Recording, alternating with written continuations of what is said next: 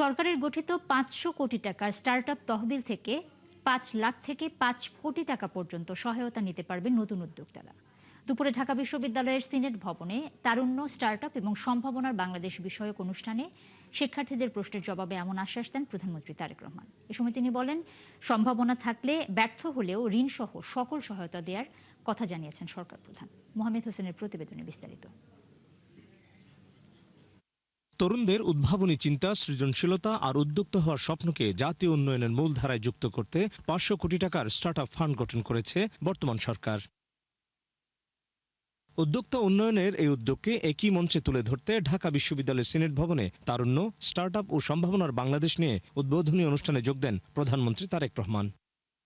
ফোটানোর ঝামেলা ছাড়াই নিরাপদ পানির জন্য ঘরে আনুন পিওরিট। কল করুন 16627। অংশ নেন মতবিনিময়ে। তরুণ উদ্যোক্তাদের সাফল্য ব্যর্থতার গল্প ছাড়াও শোনেন তাদের পরিকল্পনা।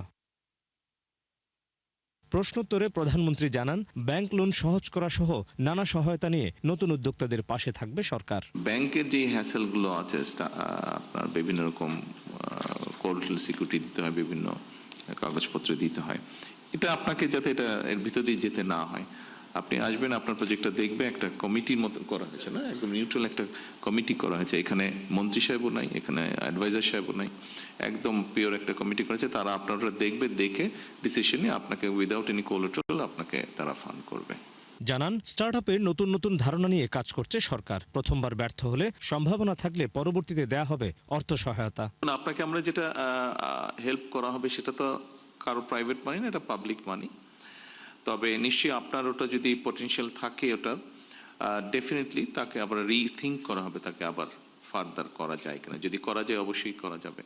হতেই পারে ব্যবসা করতে গেলে প্রথমে অনেক জিনিস ক্লিক করে না, একটু সময় হয়তো লাগে, কিন্তু যদি ওটার পসিবিলিটি থাকে অবশ্যই সেটাকে আবার সেকেন্ড টাইম আবার ফাইন্যান্স করা হবে ইনশাআল্লাহ। অনুষ্ঠানে সরকারি অনুদানপ্রাপ্ত ৬টি স্টার্টআপকে অনুদানের চেক তুলে দেন প্রধানমন্ত্রী তারেক রহমান।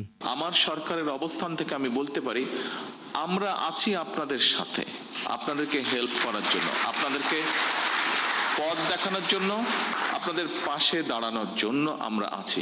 মোহাম্মদ হুসাইন, ৭১, ঢাকা।